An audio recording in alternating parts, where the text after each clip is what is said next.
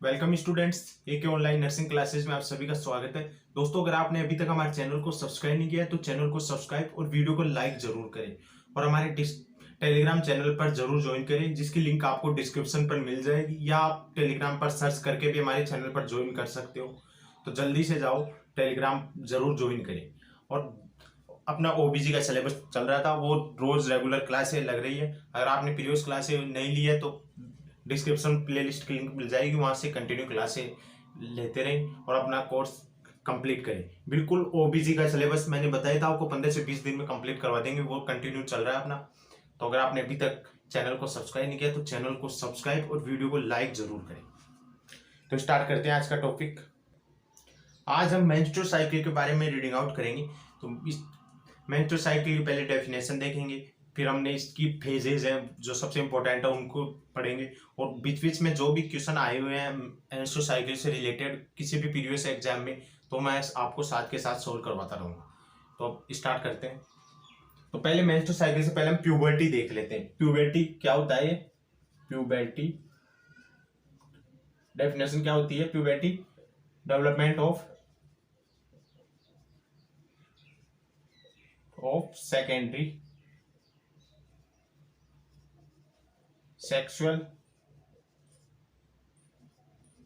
Characteristic. Secondary sexual characteristics का development होना, उसको क्या बोलते हैं? प्यूबर्टी। तो ये मेल और फीमेल दोनों में अलग अलग होती है प्यूबर्टी की एज। तो दोनों को अच्छे से देखते हैं। तो आगे अगला पॉइंट डालो, प्यूबर्टी एज।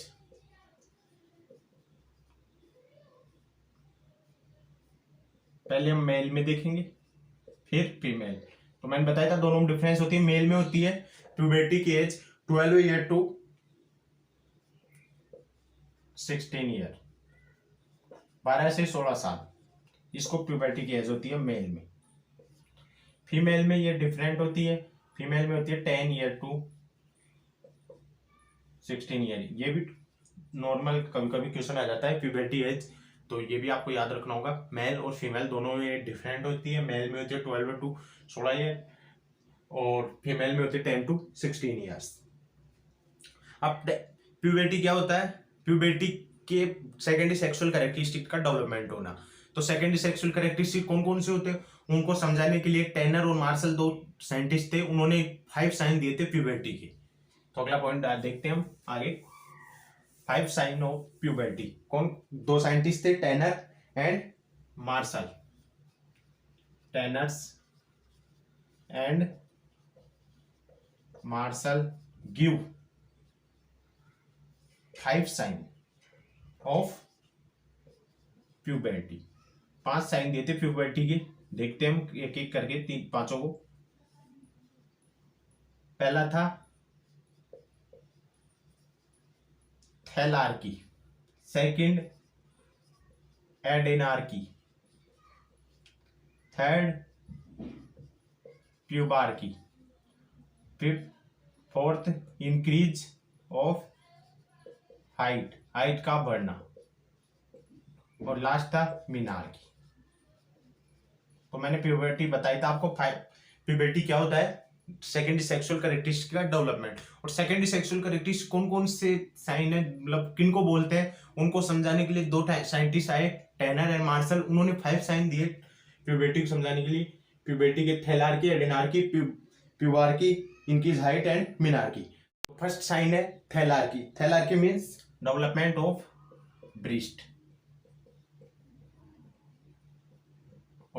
ब्रेस्ट, ब्रेस्ट का development thelarche. Adrenarche development of axillary hair, axillary hair का डेवलपमेंट होना adrenarche. Pubarche development of pubic hair, pubic hair का डेवलपमेंट। ये प्यूबिक हेयर का डेवलपमेंट मोन्स प्यूबिस रीजन था, जो मैंने एक्सटर्नल जेनिटल वल्वा पढ़ाया था, पिछली क्लास ही थी अपनी, वहां पर भी बताया था। प्यूबिक प्यूबार्की सबक्यूटेनियस टिश्यू का पैड होता है मोन्स प्यूबिस, और वहां पर प्यूबिक हेयर डेवलपमेंट होता है जो प्यूबर्टी का साइन सिम्टम होता है। तो मैंने आपको बताया था कि अगले चैप्टर होगा उसमें अच्छे से बता दूंगा मैं। तो development of the pubic hair. Mons pubis, यहाँ पर आप डाल सकते हो मोन्स प्यूबिस साइट। और इंक्रीज हाइट और मीनार्की उस टर्म होती है जिसमें फर्स्ट मेंस्ट्रुअल साइकिल आता है, उसको बोलते हैं menarche. First menstrual cycle, first menstrual menarche means first menstrual cycle. और first menstrual cycle normally 10 to 16 years, और एवरेज बताएं तो 13 ईयर्स पर मेंस्ट्रुअल साइकिल आ जाता है। तो ये तो हमने प्यूबर्टी के बारे में जो बात थी वो बता दी मैंने। अब आपको इसके टाइप देख ले, प्यूबर्टी भी 2 टाइप की होती है, प्रीकॉन्शियस एंड डिलेड, तो वो भी आप देख ले, टाइप देख लेते हैं, types of puberty. Types of puberty 2 प्रकार की, 2 टाइप होते हैं, प्रीकॉन्शियस फर्स्ट है, प्रीकॉन्शियस और सेकंड डिलेड प्यूबर्टी।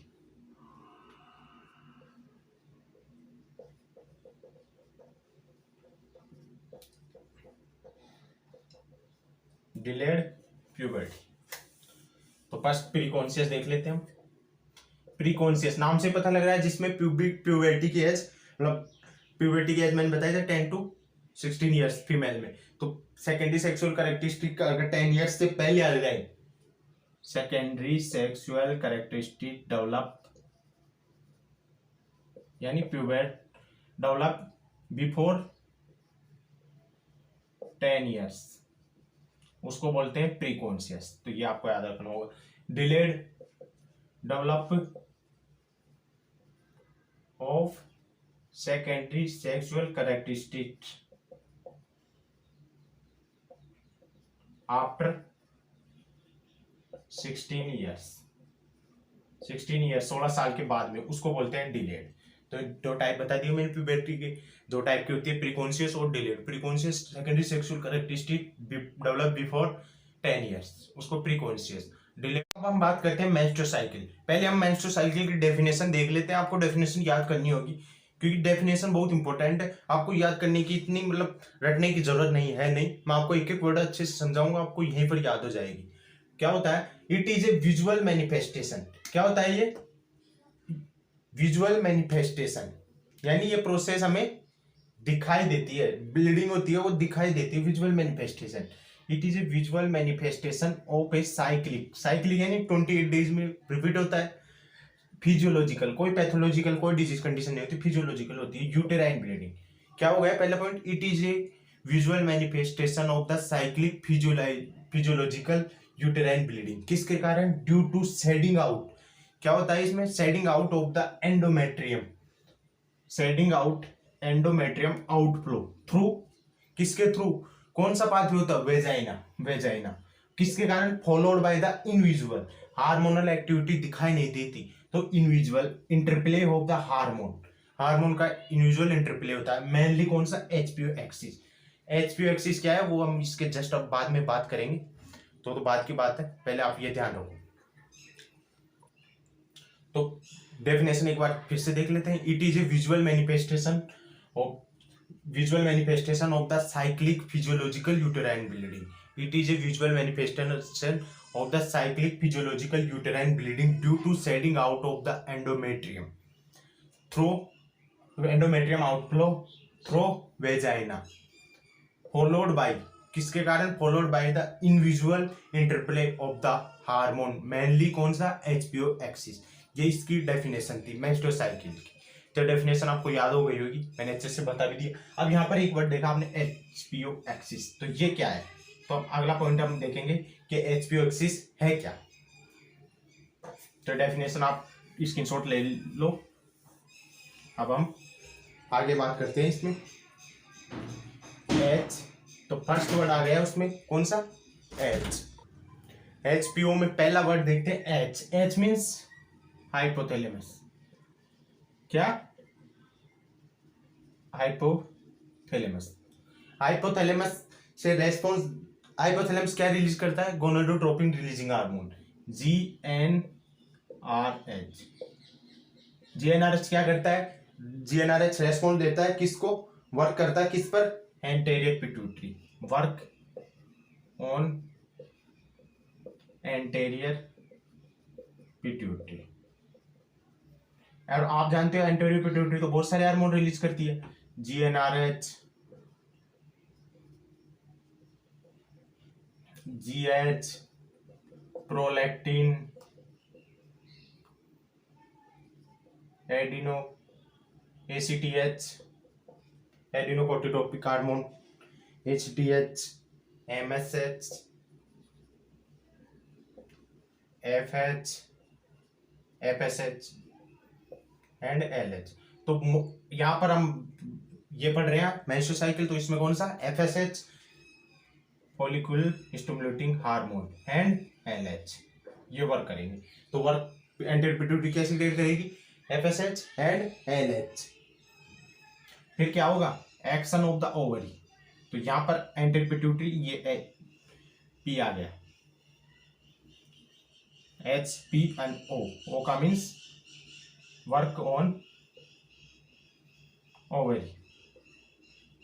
ओवरी का भी रोल होता है इसमें, वो कैसे क्रिएट करती है, एस्ट्रोजन मेंस्ट्रुअल साइकिल में and progesterone.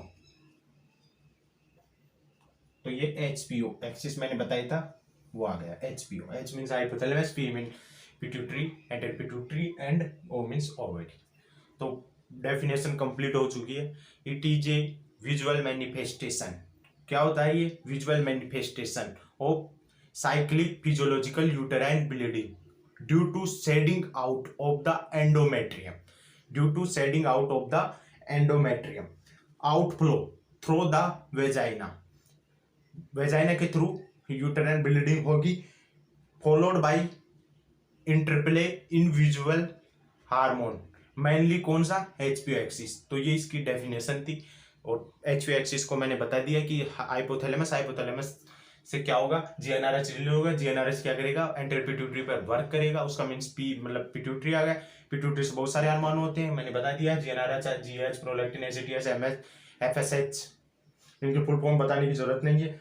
GnRH gonadotropic releasing hormone, adrenocorticotropic hormone, melano stimulating hormone, और FSH follicle stimulating hormone, LH luteinizing hormone.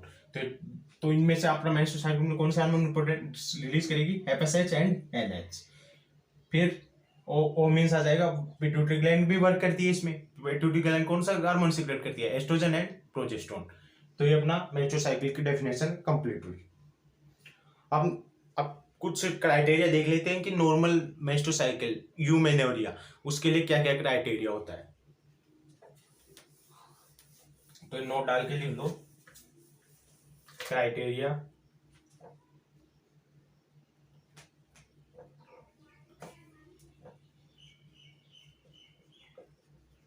Criteria of normal menstrual cycle. ये MC लिखूंगा, मीन्स मेंस्ट्रुअल साइकिल, समझना। तो क्या क्या क्राइटेरिया होता है, HPO एक्सिस होता है, वो कोऑर्डिनेट होना चाहिए, first criteria. HPO axis should be coordinate होना चाहिए, कोऑर्डिनेट मतलब वो हार्मोन का रेस्पॉन्स था, मैंने बताया था, क्योंकि इंटरप्ले इनविजुअल हार्मोन इंटरप्ले रोल करते हैं, इनविजुअल दिखाई नहीं देते, लेकिन उन्हीं के कारण नॉर्मल रह पाती है, MC आ पाती है। अगर हार्मोन वर्क नहीं करेंगे तो FSH LH डिलीट नहीं होंगे, और जो ये मेंस्ट्रुअल साइकिल की फेज होती है वो कंप्लीट नहीं हो पाएगी, तो वो भी इंपॉर्टेंट रोल करते हैं। तो वो HPO axis should be coordinate. Second, uterine endometrium, uterine endometrium should must responsible, ovarian hormone थे ना, एस्ट्रोजन प्रोजेस्टेरोन, उनके लिए कौन रेस्पॉन्सिबल होता है, uterine endometrium must responsible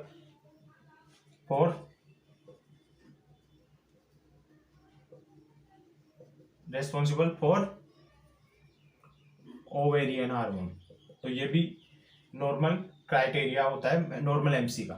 third और लास्ट क्राइटेरिया है आउटफ्लो ट्रैक्ट, यानी यूटेराइन जो मेंस्ट्रुअल ब्लीडिंग होती है, मेंस्ट्रुअल साइकिल में जो ब्लीडिंग होती है, मेंस्ट्रुअल साइकिल ब्लीडिंग वेजाइना के रूट के द्वारा होती है, तो आउटफ्लो भी पेटेंट होना चाहिए। Outflow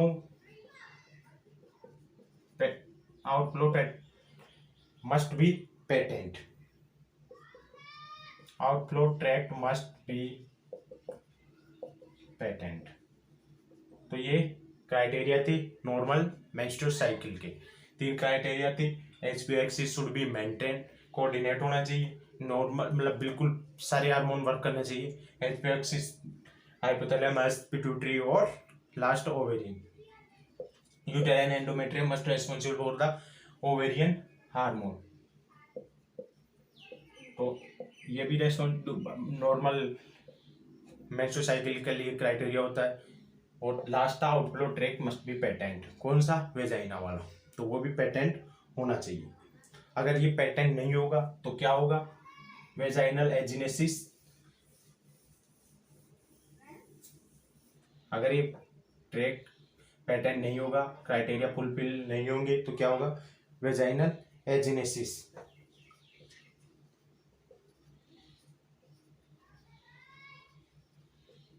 vaginal एजिनेसिस। वेजाइनल एजिनेसिस और जिसके कारण क्या होगा? क्रिप्टोमेनेरिया, जो कि एमेनोरिया यानी एमेनोरिया जो कि एमसी साइकिल एब्सेंट होता है उसका एक पार्ट होता है एमेनोरिया, वो हो जाएगा। और नॉर्मल एमसी को क्या बोलते हैं? यूमेनोरिया। ये आपको याद रखना होगा, यूमेनोरिया को नॉर्मल एमसी।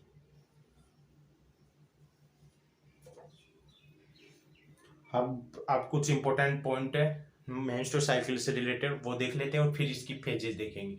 तो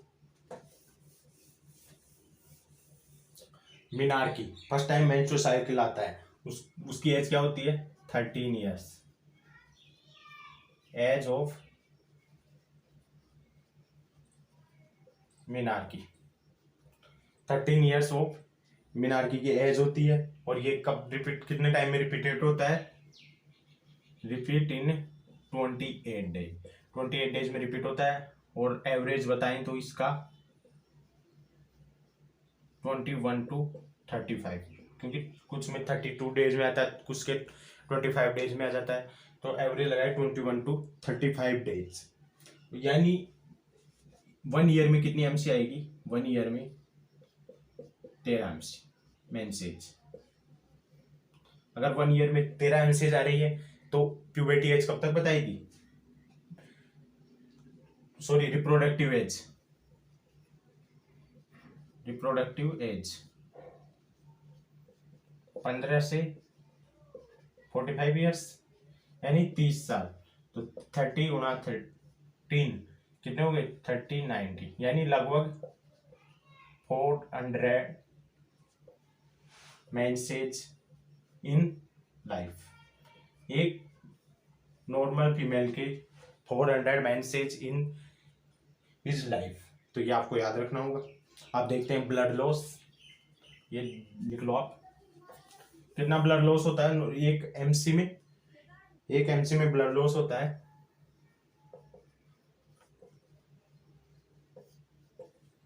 20 to 80 ml। 20 to 80 ml blood loss average 20 to 80, और एवरेज इसके बीच का लगवा लो, मतलब 35 ml पर मेंसेज। तो ये छोटी छोटी बातें हैं जो नॉर्मल आप एग्जाम में पूछ लेता है और वहां पर आपका क्वेश्चन गलत हो सकता है, तो आप इनको याद रखना। अब इसकी फेजेस के बारे में देख लेते हैं जहां से क्वेश्चन उठता है। Changes of menstrual cycle.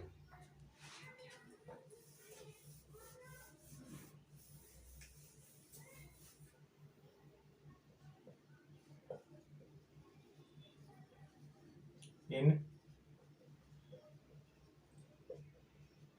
Menstrual cycle क्या क्या चेंजेस होते हैं मेंस्ट्रुअल साइकिल में, वो देखते हैं हम। फर्स्ट है ओवेरियन चेंजेस।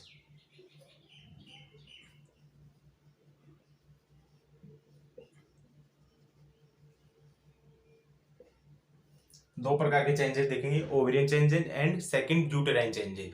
तो फर्स्ट हम देख रहे हैं ओवेरियन चेंजेस।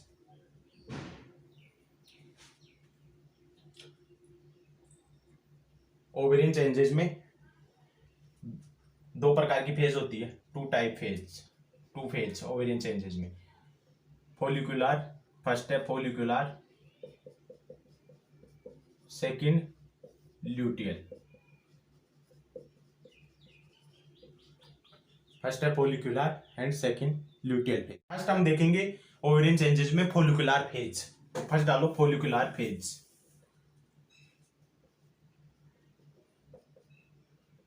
फॉलिकुलर फेज ये कितने दिन की होती है? 14 डेज, 14 दिन की। 14 दिन की फॉलिकुलर फेज होती है। और फॉलिकल के बारे में देख लेते हैं हम पहले। फीमेल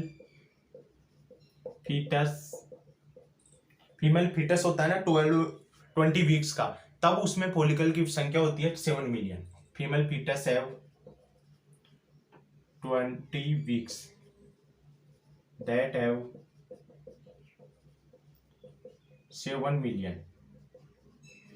और जब उसका बर्थ हो जाता है तब कितनी हो जाती है? 2 मिलियन। और जब प्यूबर्टी की एज होती है तब फॉलिकल की संख्या कितनी हो जाती है? 4 लाख, यानी 20 लाख। 2 मिलियन यानी 20 लाख से कितनी आ जाती है? सीधे 4 लाख। और जब मीनार की यानी फर्स्ट मेंस्ट्रुअल साइकिल आता है ना, तब कितनी हो जाती है इनकी संख्या? 10,000 से भी कम। मीनार की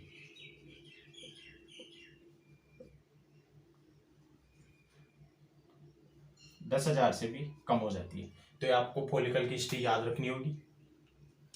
और फीटस किसको बोलते हैं? 0 to 2 वीक्स तक जाइगोट। इंट्रायूटेराइन पीरियड की बात करें 2 वीक्स टू 8 वीक तक एम्ब्रियो, और 8 वीक टू जब तक बच्चा जन्म लेता है उसको बोलते हैं फीटस। तो फीटस इंट्रायूटेराइन पीरियड की बात है यहाँ पर। इंट्रा यूटेराइन पीरियड तो हिस्ट्री याद रख लेना। अब इसकी फॉलिकुलर फेज है वो कंप्लीट करते हैं हम। फॉलिकुलर फेज में मैं आपको वो तो पहले एचपीओ एक्सिस है उसको तो लिखाऊंगा नहीं, वहां पर आप बता देता हूं मैं आपको। हाइपोथैलेमस से क्या जाएगा? GnRH gonadotropin releasing hormone release होगा। वो क्या करेगा? एंटेरियर पिट्यूटरी में एफएसएच का सिक्रेशन करेगा। तो एफएसएच से यहां से स्टार्ट करते हैं हम।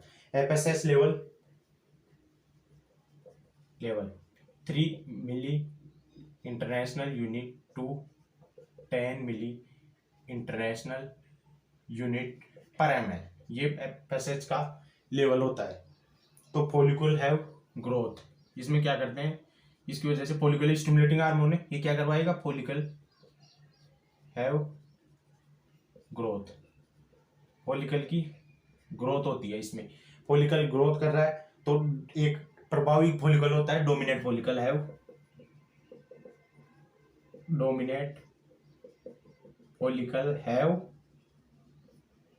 Fast growth. डोमिनेंट फॉलिकल क्या करेगा? फास्ट ग्रोथ करेगा। वो release of the growing hormone, कौन सा? ग्रोइंग फॉलिकल, सॉरी, रिलीज क्या करेगा? जो डोमिनेंट फॉलिकल है एक्सेसिव फास्ट ग्रोथ कर रहा था, वो क्या करेगा? ग्रोइंग फॉलिकल रिलीज करेगा। Growing follicle. और ग्रोइंग फॉलिकल से क्या होगा? ग्रोइंग फॉलिकल क्या रिलीज करेगा? Growing follicle release oestrogen. Growing follicle oestrogen का रिलीज करेंगे। एस्ट्रोजन रिलीज हो जाएगा जिसके कारण क्या होगा? एस्ट्रोजन क्या करेगा? सप्रेस करेगा। किसको? एफएसएच एंड एलएच को सप्रेस करेगा। फिर एस्ट्रोजन क्या करेगा, एफएसएच के लेवल को तो कम कर देगा, क्योंकि एफएसएच का तो ग्रोइंग फॉलिकल को ग्रोथ करवाना था, वो तो हो गया। अब वो क्या करेगा, stimulate to the LH hormone, suppress the FSH and stimulate of LH luteinising hormone को स्टिमुलेट करेगा। ल्यूटिनाइजिंग हार्मोन रिलीज स्टिमुलेट होगा तो उससे क्या होगा, एक मैच्योर फॉलिकल बनेगा। मैं ऊपर से वो कर देता हूं, मैच्योर फॉलिकल,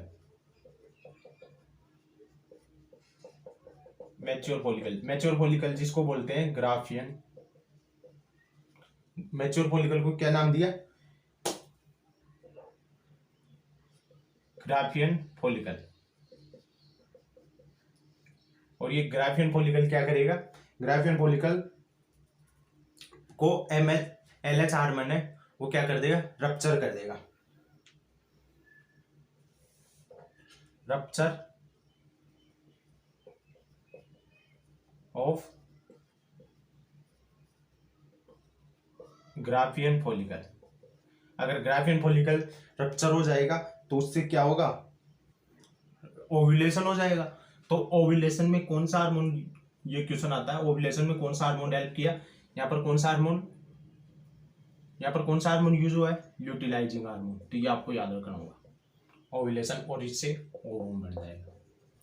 और जो रप्चर हुआ है, ग्राफियन फॉलिकल रप्चर हुए हैं, उनको क्या बोलते हैं, रप्चर ग्राफियन फॉलिकल की पीस होती है, उनको क्या बोलते हैं, रप्चर।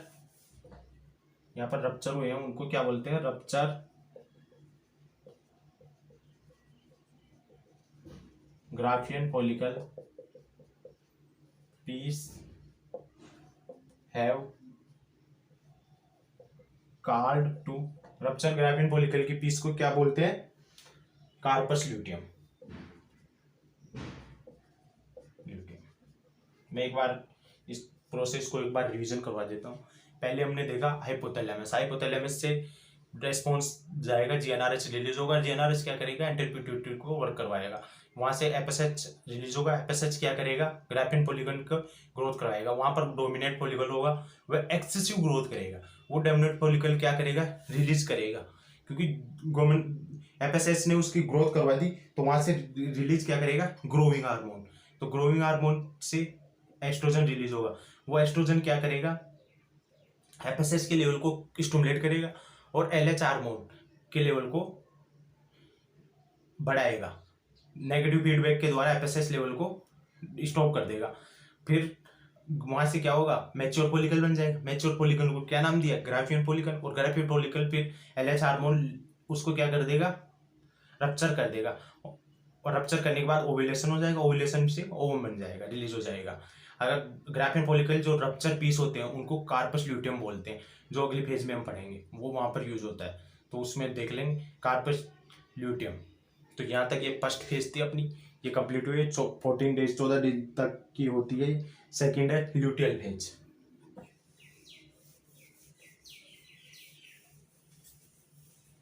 सेकेंड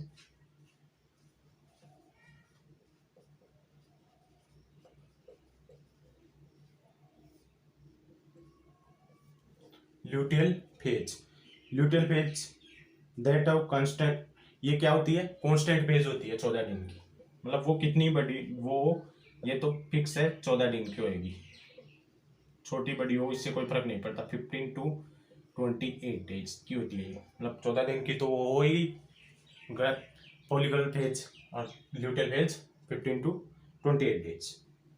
इसमें क्या हो रहा था, सेकंड फेज इसमें corpus luteum,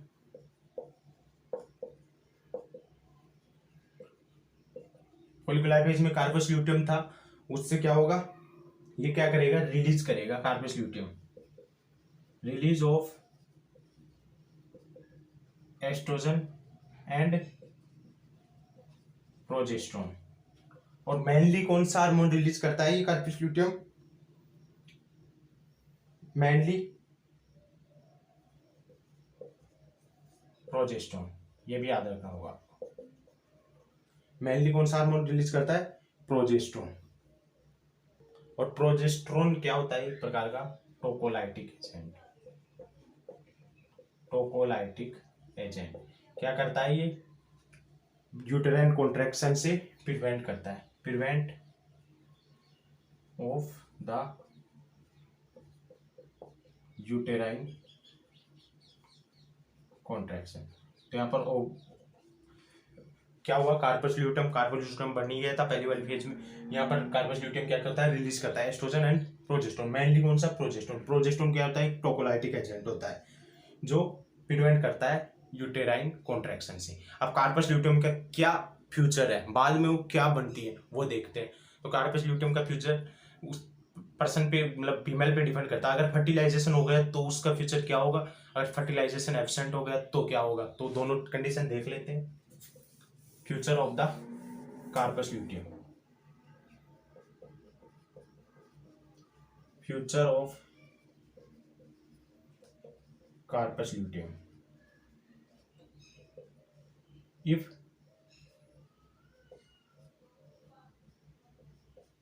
fertilization absent,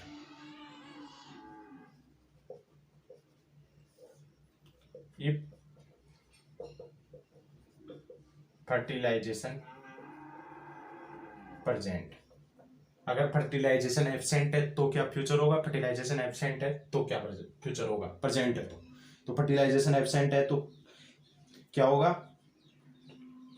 corpus luteum मेंस्ट्रेलिस, मेंस्ट्रेलिस बनेगा जो रेड सेल होती है, रेड कलर की सेल, कार्पस ल्यूटियम मेंस्ट्रेलिस।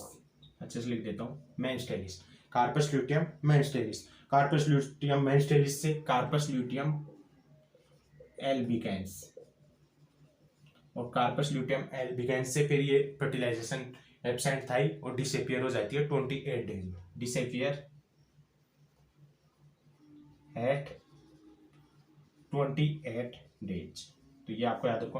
अगर फर्टिलाइजेशन हो गया तो क्या होगा? कार्पस ल्यूटियम वेरम, और ये कार्पस ल्यूटियम वेरम कब तक बनी रहती है? रिमेन अप टू 3 मंथ, जब तक अम्बिलाइकल कोड डेवलप नहीं होती। तो ये अपना सेकेंड ओवेरियन चेंजेस थे, उनमें 2 चीज फेज बताई थी मैंने। पहली थी follicular, second luteal phase. Follicular phase में मैंने बताया था हाइपोथैलेमस, हाइपोथैलेमस से बहुत सारे हार्मोन सीक्रेट होते हैं, उनमें से मतलब जीएनआरएच क्या करता है? एंटीरियर पिट्यूटरी को हार्मोन रिलीज करवाता है। एफएसएच, एफएसएच क्या करता है? फोलिकुलर की ग्रोथ करवाता है, उनमें से डोमिनेंट फोलिकुलर एक्सेसिव ग्रोथ करता है। डोमिनेंट फोलिकुल रिलीज करते हैं ग्राफियन फोलिकल, ग्राफियन कौन सा hormone? Growing follicle. Growing follicle, जो ग्रोइंग फोलिकल होता है वो क्या करता है? एस्ट्रोजन को रिलीज करता है। फिर एस्ट्रोजन के क्या करता है? एफएसएच के हार्मोन को, तो एफएसएच के लेवल को तो डाउन कर देता है, उसको क्या कर देता है? सप्रेस कर देता है, दबा देता है, और स्टिमुलेट करता है किसके? एलएच के लेवल को। फिर वो एलएच क्या करता है? मैच्योर फॉलिकल बनाता है, मैच्योर फॉलिकल रप्चर हो जाता है, एलएच हार्मोन ओव्यूलेशन हो जाता है। जो रप्चर होता है Graafian, mature follicle, Graafian follicle बोलते हैं उसको, मैच्योर फॉलिकल होता है, उसको क्या नाम दिया था? Graafian follicle. तो रप्चर पीस होते हैं, उनको क्या, उनको एक नाम दिया था मैंने, बताया था आपको, कार्पस ल्यूटियम। तो कार्पस ल्यूटियम फिर सेकंड फेज आ जाएगी अपनी, ल्यूटियल फेज। उसमें बताया था मैंने ये 14 दिन की होती है, कांस्टेंट फेज होती है, फिक्स होती है इसकी, और 15 to 28 डेज तक होती है। इसमें कार्पस ल्यूटियम फिर रिलीज करता है oestrogen and progesterone, mainly progesterone secrete करता है। प्रोजेस्टेरोन क्या होता है? टोकोलाइटिक एजेंट होता है जो इनहिबिट करता है यूटेराइन कॉन्ट्रैक्शन को, प्रिवेंट करता है यूटेराइन कॉन्ट्रैक्शन से।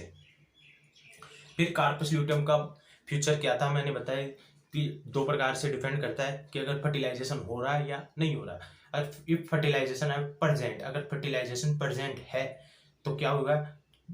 वेरम बढ़ जाएगा, कार्पस ल्यूटियम वेरम बढ़ जाएगा, वो अप टू 3 मंथ तक रिमाइंड रहता है, और फिर अम्बिलाइकल को डेवलप होता है, डिसअपियर हो जाता है।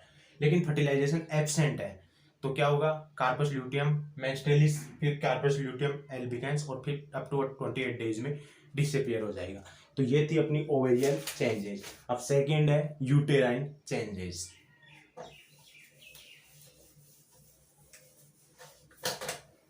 सेकेंड यूटेराइन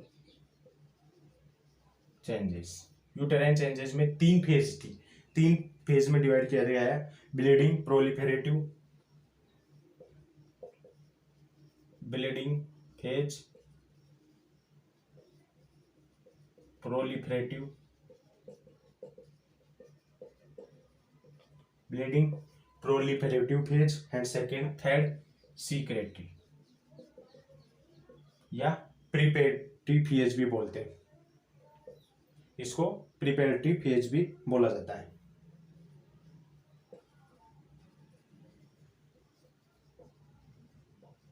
तो फर्स्ट हम ब्लीडिंग फेज देखेंगे, फिर प्रोलिफेरेटिव और थर्ड सीक्रेटिव फेज। तो फर्स्ट डालो bleeding phase. First uterine changes में ब्लीडिंग फेज, फर्स्ट है ब्लीडिंग फेज। ब्लीडिंग फेज कितने दिन की होती है? 1 to 5 days, that have 1 to 5 days। इसमें मैंने पिछली वाली अपना ल्यूटेल फेज थी उसमें देखा था कि corpus luteum disappear, luteum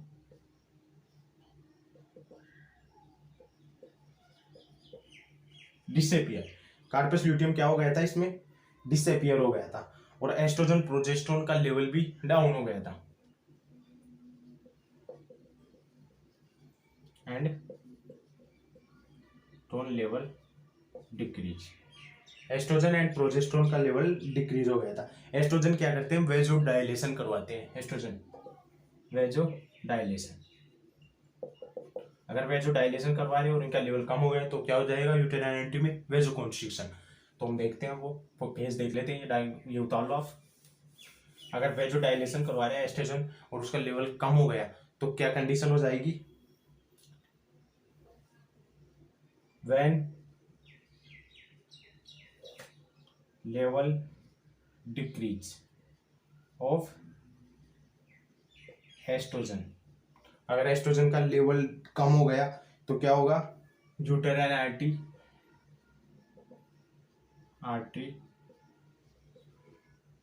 वेजो constriction. Uterine artery में क्या होगा? वेजो कॉन्स्ट्रिक्शन होगा। यूटेराइन आर्टरी, क्योंकि मैंने बताया एस्ट्रोजन क्या करता है? वेजो डायलेशन करवाता है। अगर उसका लेवल कम हो गया तो यूटेराइन आर्टरी में क्या हो जाएगा? वेजो कॉन्स्ट्रिक्शन हो जाएगा, और वेजो कॉन्स्ट्रिक्शन होने के कारण वहाँ यूटेराइन आर्टरी में मतलब पार्ट था वहां पर अच्छे से ब्लड सप्लाई नहीं हो पाएगी, तो क्या हो जाएगा? हाइपोक्सिया, नेक्रोसिस, हाइपोक्सिया वाली कंडीशन, नेक्रोसिस एंड या इरिवर्सिबल नेक्रोसिस वाली कंडीशन डेवलप हो जाएगी।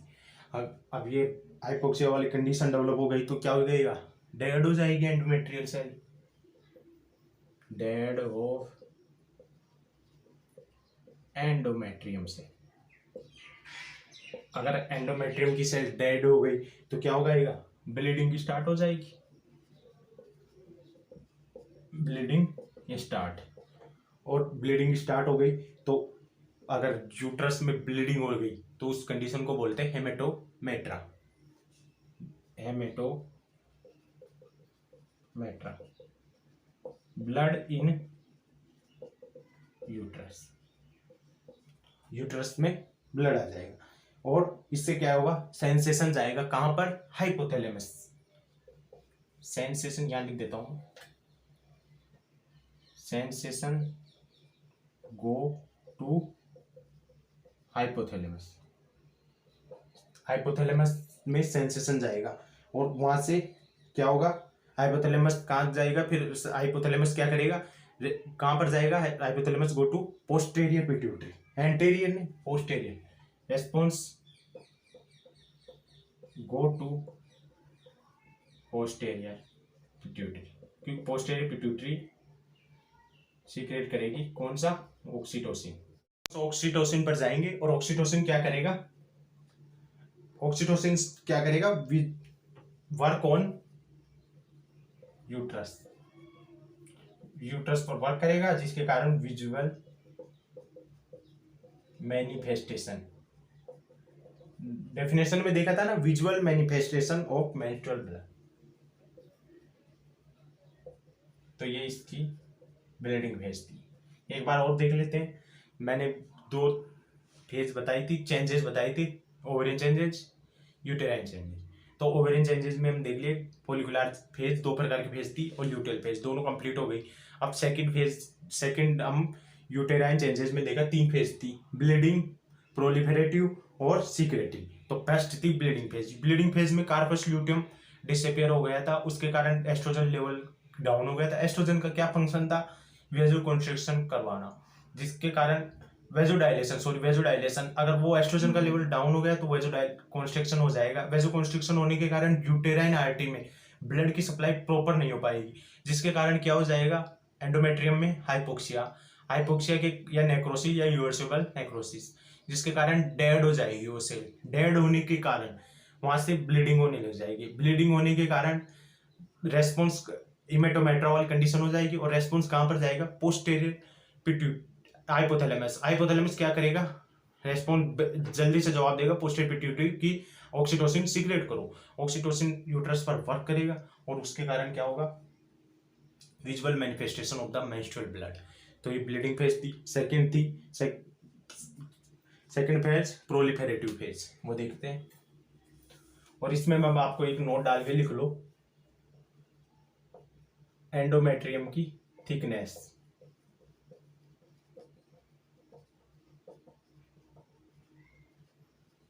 एंडोमेट्रियम की थिकनेस कितनी होती है? 5 to 6 नैनोमीटर, 5 to 6 नैनोमीटर। और ब्लीडिंग फेज के एंड होने पर बिल्कुल डाउन हो जाती है। कितनी हो जाती है?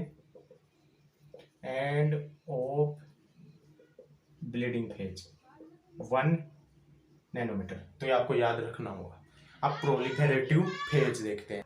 फिर सेकंड प्रोलिफेरेटिव फेज, इसमें क्या हो रहा है? यूटेराइन चेंजेस में प्रोलिफेरेटिव फेज, ये कब? पहली वाली ब्लीडिंग फेज 1 to 5 डेज थी, ये 6 to 14 डेज। तो इसमें क्या हो गया? ये किसके सिमिलर आ जाएगी? ओवेरियन चेंजेस में जो फेज थी फोलिकुलर फेज, वो इस टाइम चल रही है। फोलिकुलर फेज, फोलिकल बन रहे हैं, तो उसमें क्या हो रहा था? 6 to 14 डेज में मतलब एस्ट्रोजन का लेवल इंक्रीज हो रहा था। एस्ट्रोजन लेवल इंक्रीज, एस्ट्रोजन का लेवल क्या हो रहा था?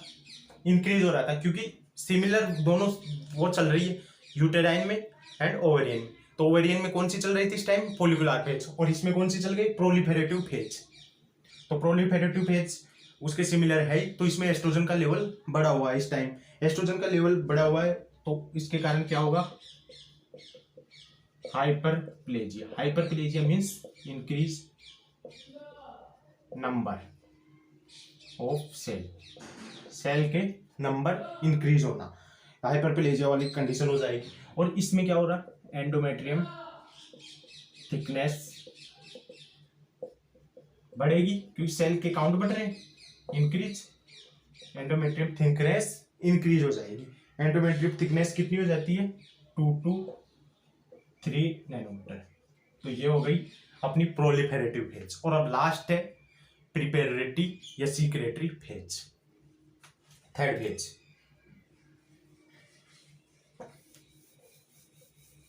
थर्ड सीक्रेट फेज, सीक्रेटरी या प्रोलिफेरेटिव फेज, क्योंकि इसमें यूटेराइन एंडोमेट्रियम प्रिपेयर होती है, इस कारण इस कंडीशन को प्रिपेरेटरी फेज भी बोलते हैं। इसमें क्या होता है? ये पहले इसका टाइम पीरियड देख लेते हैं। 3 फेज थी, ब्लीडिंग 1 to 5 डेज और 6 to 8 days proliferative 6 to 14 days. और फिर थर्ड आ गई सीक्रेटरी, ये 15 to 28 डेज तक, 15 to 28 डेज। उसमें तो ओवेरियन चेंजेस में तो बिल्कुल परेशानी होने की जरूरत ही नहीं है। 2 फेज थी, follicular phase, luteal phase. Follicular 14 days, luteal phase 15 to 28 days. लेकिन इसमें 3 फेज है। पहली फेज थी bleeding 1 to 5 days, 6 to 14 days तक कौन सी हो गई? प्रोलिफेरेटिव। और 15 to 28 डेज सीक्रेटरी या प्रिपेरेटिव फेज। इसमें क्या हो रहा है? Corpus luteum form,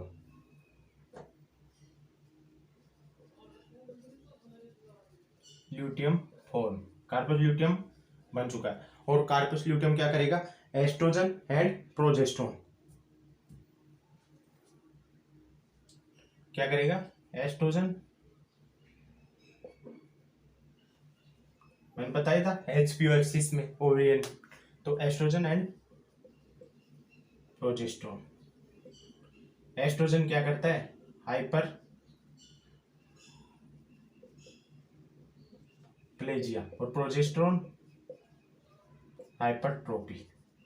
hyperplasia size में नंबर इंक्रीज नंबर, और हाइपरट्रोपी साइज में बढ़ना सेल का, तो दोनों एंड है।